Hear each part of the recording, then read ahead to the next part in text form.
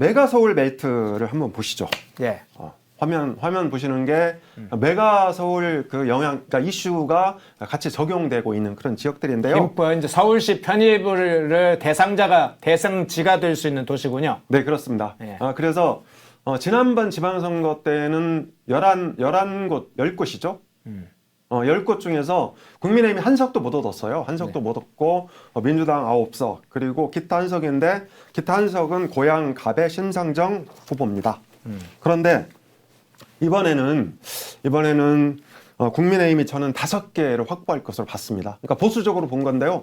더 이길 수도 있습니다. 그래서 우리가 방금 그 분석한 김포을 그리고 김포갑 두 개 다 저는 국민의힘이 낙승한다고 보고 있고요. 광명갑하고 광면을은 경합 열세다 이렇게 이제 보고 있습니다. 그다음에 하남갑을은 이번에 분구가 됩니다. 그러니까 두 개로 늘어나는 지역인데요. 여기도 이제 저는 그 국민의힘이 우세할 것으로 보고 있고요. 구리도 윤호중 민주당 그 전 원내대표가 상당히 강자긴 한데 이번에 이제 탈환할 것으로 저는 예측하고 있습니다. 그다음에 고양갑 여기는 지금 그 3자 대결로 가면 국민의힘 후보가 앞서는데요. 네. 아마도 민주당하고 녹색정의당이 선거연대를 할 것 같아요. 그래서 심상정 후보가 일단은 유리하다. 이렇게 이제 그 볼 수 있을 것 같고요. 우리 방송을 칭찬하는 분들이 지금 댓글을 계속 그 올려주시고 있는데요. 우리 그 펜앤마이크 TV 대표가 이번 달에는 한 푼 좀 가져가게 많은 후원 좀 부탁드립니다. 자, 그 다음에 고양 그 을병정 여기서도 하나 정도는 저는 이길 거라고 보는데요. 일단 보수적으로 경합 열세다 이렇게 그 판정을 했습니다. 그래서 11곳 중에서 국민의힘 5개, 민주당 5개, 기타 한 석 이렇게 이제 구분을 했습니다. 자, 다음 반도체 벨트로 넘어갈까요? 네, 메가 서울 벨트 했고요. 반도체 벨트로 넘어가 보겠습니다. 반도체 벨트는 윤석열 정부가 그러니까 초기부터 주요 국정 과제로 선정을 하고 굉장히 노력을 많이 기울였던 그런 그 지역인데요. 그래서 저는 상당히 약진할 거로 봅니다. 전체 14개의 의석이 있었는데 지난번 21대가 14석이라는 거죠? 네, 21대가 예. 지금은 이제 2석 늘어서 예. 16개입니다. 예. 14개 의석이 있었는데 당시 국민의힘 하나밖에 못 이겼습니다. 하나밖에 못 이겼고요. 나머지는 그러니까 하나가 평택을이죠. 유이동 의원. 유이동 의원. 예, 하나만 이기고 나머지는 다 졌어요. 다 졌고 이제 그런데 다 졌죠. 다 져서 근데 더불어민주당이 10석이고 기타가 3석이네요. 기타 3석이 어떻게 돼 있는 거죠?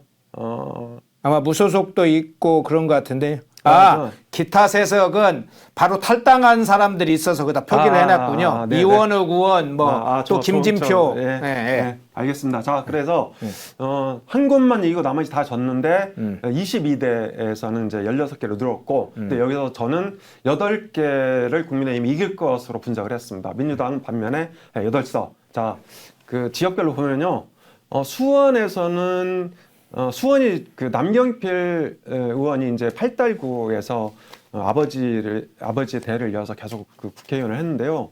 남경필 의원이 빠진 다음에 국민의힘 의원으로서는 이게 그 중량감 있는 사람이 없었어요. 네. 그래서 수원을 좀 방치하다시피 했거든요. 그런데 이번에는 이제 수원의 그 정부가 상당히 이제 그 역점을 두고 우리 국민의힘이 후보들을 물색을 해서 내려보내고 있는데 문제는 수원무에 염태영 전 수원시장이 들어가는 바람에 여전히 수원은 좀 좋지 않습니다. 그래서 저는 이제 그 수원병 얼마 전에도 여론조사 나왔는데요. 한 10% 정도 박문규 전 산업장관이 김영진 의원에 앞서는 걸로 이제 조사 결과가 나왔더라고요. 예. 그래서 저는 그 수원병원 이길 걸로 보는데요. 수원병이 바로 수원 팔달구입니다. 저희가 과거에 남경필 의원의 지역구였던 곳이죠. 그리고 김영진 의원은 민주당 사무총장을 역임을 했고요. 중앙대 이재명 대표 후배입니다. 86학번인가 그런데요. 그래서 이번에는 김영진 의원을 아웃시킬 것으로 저는 보고 있고요. 그리고 이제 수원 정도 해볼 만합니다.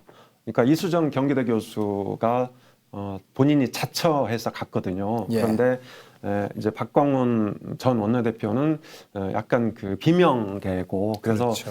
지지층 결집에 다소 애를 먹을 수도 있습니다. 아직 그러니까 후보 확정은 안 됐는데요. 그래서 최근에 조사에서도 박빙으로 나왔죠. 네, 그렇습니다. 그래서 저는 수원병은 이길 걸로 보고요. 수원정은 경합 정도인데 그냥 보수적으로 여기에서는 포함 안 시켰습니다. 그리고 포함시켰습니다. 죄송합니다. 그 다음에 평택이 두 개가 세 개로 들었습니다. 그래서 평택을은 그러니까 유이동 의원인데요. 유이동 의원은 상당히 강자입니다. 그래서 저는 그러니까 평택을은 무난히 이길 것 같고요. 평택병도 해볼만 것 같은데 일단 그 경합 열세로 분류를 했습니다. 그래서 보수적으로 이렇게 통계를 내는 게 좋을 것 같아서 이렇게 했고요. 네. 그 다음에 용인갑 평택병도인데 지역 자체는 새로운 어떤 그 신도시에서 상당히 나쁘지 않다고 하는 분석도 있던데요. 나쁘지 않다고 봅니다. 그래서 그런데 경합 열세로 일단 봤다 현재까지는. 네, 보수적으로 이제 보려고 했던 거죠. 예. 그다음 이제 용인으로 넘어가면요. 용인갑에는 이현모 전 인사비서관이 이제 전략공천 됐고요. 이현모 전 비서관은 원래 이제 강남을에 도전을 했었죠. 그래서 저는 이제 강남을에 대통령실 비서관 출신이 가는 거는 좀 바람직하지 않다고 봅니다. 그래서 이현모 전 비서관 용인갑으로 갔는데 잘 갔습니다. 이렇게 패기 있게 가서 싸워야죠. 그래야 국민의힘의 승리를 읽을 수 있는 거죠.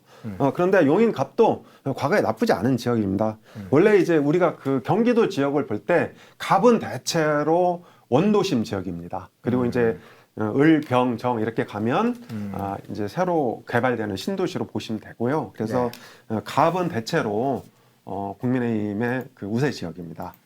그런데 여기에 개혁신당의 양양자 의원이 출마하거든요. 그런데 이 양양자 의원의 득표율은 뭐 크게 이제 많을 것 같지는 않고요. 위협적이지 않다 이렇게 보고 있습니다. 그래서 저는 무난하게 승리할 것으로 보고 있고요. 용인을은 그러니까 수지 지역입니다. 용인구 수지구. 그래서 수지구가 과거에도 보수세가 셌던 곳이죠. 그리고 이제 용인병, 그 다음에 용인정, 여기도 이제 한성교 의원이 계속 당선됐던 곳인데 저는 용인은 4개 다 이번에 국민의힘이 탈환할 것으로 보고 있습니다. 그 다음에 화성으로 넘어가 보면요. 용인정은 이현주가 지금 경선 유력하다고 그러네요. 민주당 후보로는. 그러니까 이현주가 전략공천되면 그 선거를 포기하는 거 경선을 아닙니까? 하고 있는데 어쨌든 민주당 자체적으로 이현주가 될 가능성이 높다 이렇게 지금 기사들이 떴네요. 네, 이현주가 공천을 받게 되면 저는 선거를 포기하는 거나 마찬가지입니다. 네, 스스로 자폭하는 길이죠. 네. 그다음에 이제 화성으로 가보면요. 화성갑은 조금 불리합니다. 화성갑은 조금 불리한데 여기는 이제 뭐 경합 열세 정도로 생각을 하고 있고요. 화성을은 이원호 의원이 탈당을 해서 개혁신당으로 나오고 있기 때문에 무난히 이제 승리가 예측된다 이렇게 볼 수 있을 것 같고 화성병은 권칠승 의원이 있는 데인데 여기가 이제 상당히 그 조직 관리가 뛰어난 걸로 알려져 있습니다. 그래서 화성병정 여기도 이제 저는 경합 열세로 분류를 했는데요. 그래서 총 16개 지역 중에서 국민의힘이 8개, 민주당이 8개 이렇게 황금 분할을 하게 될 거다 이렇게 보고 있습니다. 예, 반도체 벨트에서는 국민의힘 더불어민주당 8대 8입니다. 예. 서남부로 넘어가 볼까요? 네. 자, 서남부로 넘어가 보면요. 안양은 전통적으로 이제 호남세가 많은 곳이에요. 그 전에 이제 우리 그 총괄 수치를 한번 말씀을 드리고 넘어가야겠네요. 조금만 화면을 올려주세요. 네. 네. 지난번에는 16개 의석이 있었는데요. 여기를 참 모조리 다 민주당이 거의 흡수를 더불어민주당이 그냥 싹쓸이 했네요. 네, 그리고 국민의힘 한 석도 못 얻었네요. 네, 서남부는. 참 무식한 선거가 있었던 것이죠. 그래서 여기 나머지 한 석은 김남국 의원이 그 코인 문제 때문에 탈당을 했고요. 지금은 아마 불출마 쪽으로 입장 정리가 돼 있는 것 같습니다. 네. 그런데 경기 서남부는 유독 호남세가 많은 곳이라서 국민의힘 입장에서는 상당히 힘겨운 지역이다. 일단 이렇게 전제를 깔고 보시는 게 좋을 것 같고요. 안양에서는 만안 그리고 동안갑 여기가 좀 좋지 않아서 경합 열세 정도로 생각을 하고 있고요. 심재철 의원이 과거에 쭉 당선이 됐던 지역이죠. 안양, 동안을 우리는 흔히 평촌이라고 부르는 평촌 신도시라고 부르는 지역입니다. 그래서 여기는 이제 다시 무난히 승리할 것으로 보고 있습니다. 그 다음에 부천 가물병 여기가 지금 줄어들지 않나요? 예.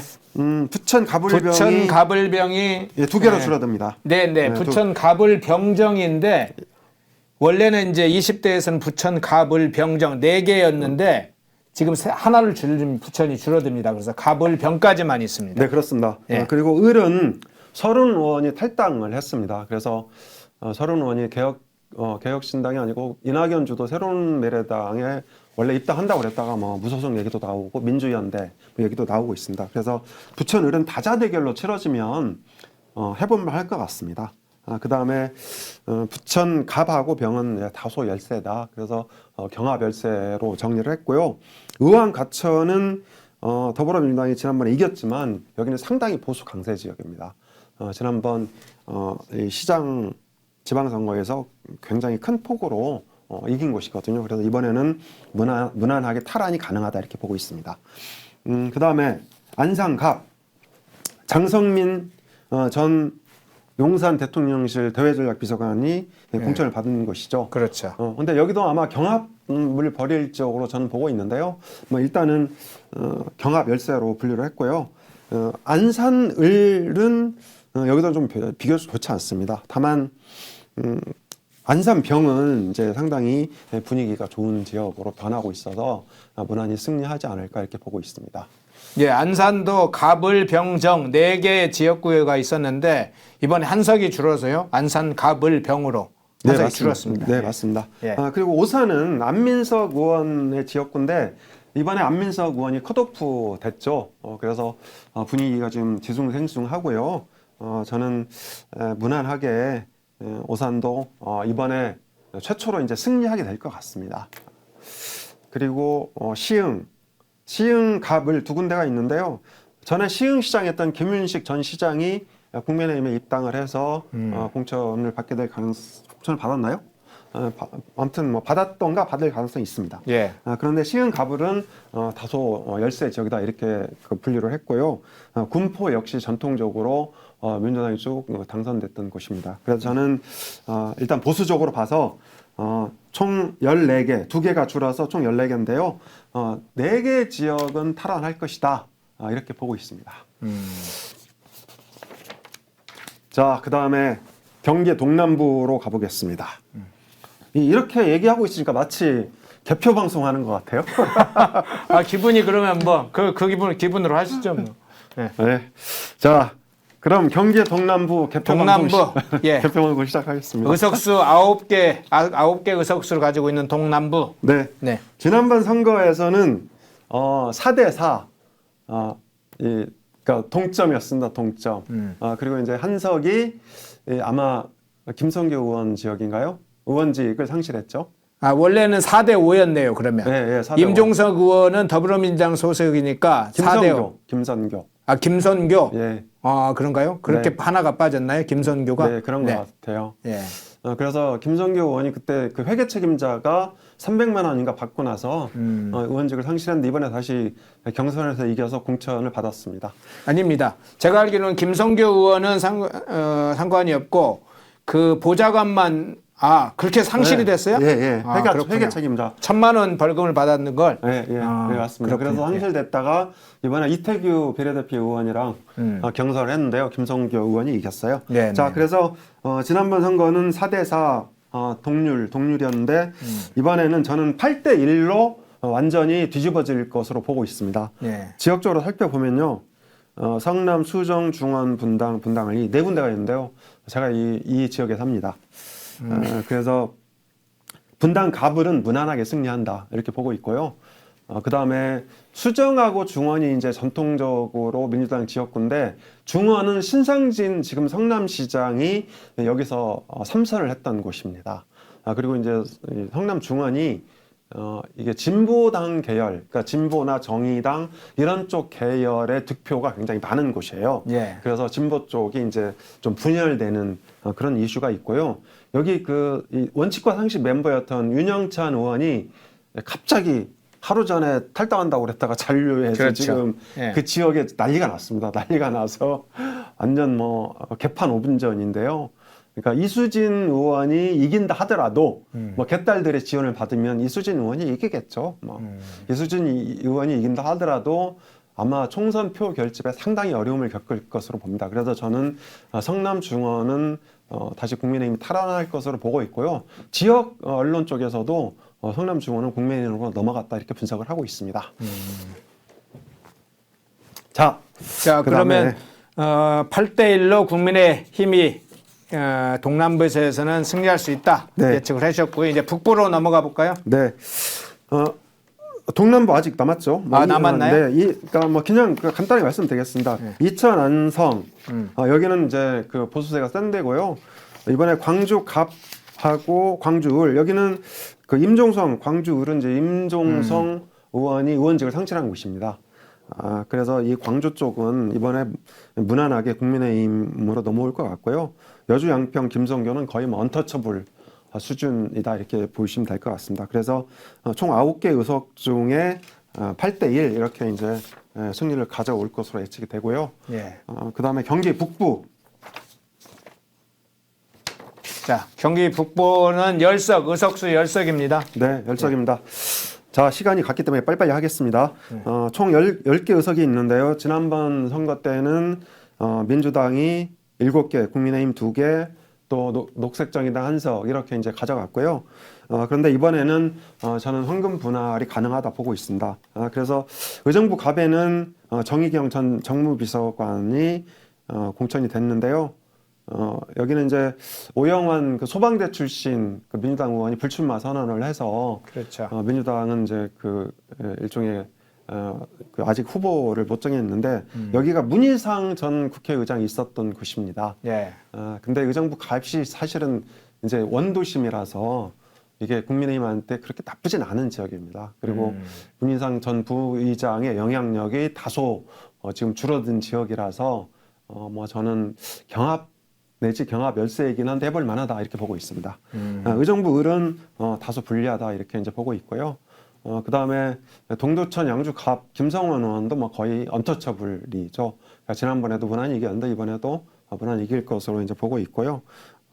마찬가지로 동두천 양주 을도 마찬가지라고 생각을 합니다. 그래서 저는 두 군데 다 무난하게 국민의힘이 이길 것으로 봅니다. 남양주 갑은 조홍천 의원이 탈당을 해서 이제 개혁신당으로 출마할 가능성이 있는 지역이고요.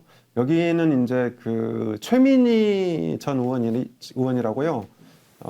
민원연 출신이죠.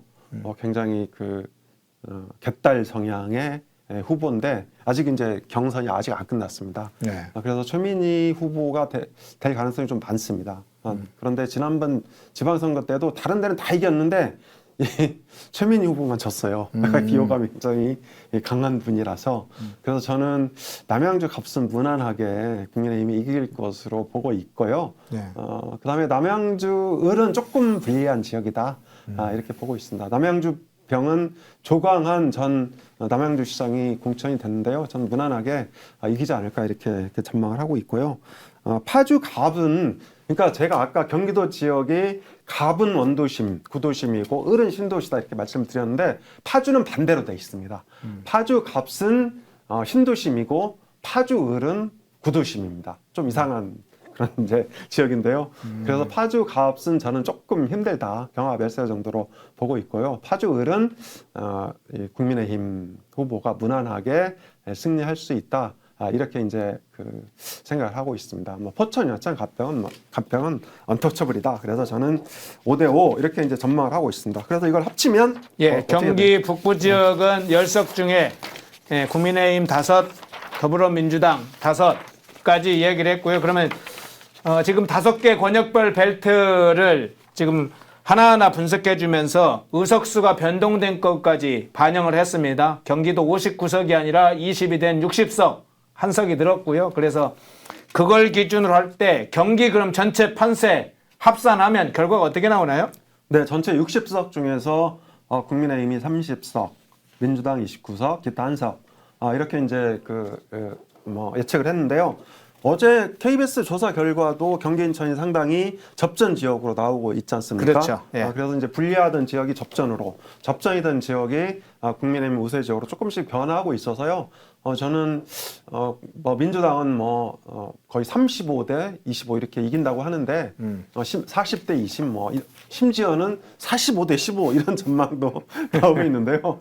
저는 30대 30 이렇게 팽팽하게 나올 거다 이렇게 보고 있고요. 한 2주 정도 되면 저게 국민의힘 우세 지역이 더 늘어날 수도 있습니다. 지금 분위기로 보면. 그래서 저 정도는 상당히 보수적으로 잡은 거다 이렇게 이제 말씀을 드릴 수 있습니다. 수많은 총선 여론조사 얼마나 신뢰하나요? 김어준의 여론조사 꽃에 맞설 여론조사의 필요성을 느끼신 적은 없나요? 진짜 여론조사가 여러분을 찾아갑니다. 새로운 여론조사 세론조사 1차 대상은 수도권 격전지 10개 지역 기간은 1월 25일부터 총선 전까지 이 조사는 펜앤드마이크 굿소사이어티 조사연구소 아레날 여론조사 공정 엄경영 시대 정신연구소가 함께합니다. 여론조사 리포트 구독 캠페인 보다 많은 지역 보다 많은 자료는 총선 전략 수립에 큰 도움이 됩니다. 여론조사 리포트 구독으로 응원해주세요. 여러분의 관심과 성원이 올바른 여론 형성의 소중한 밑거름이 됩니다.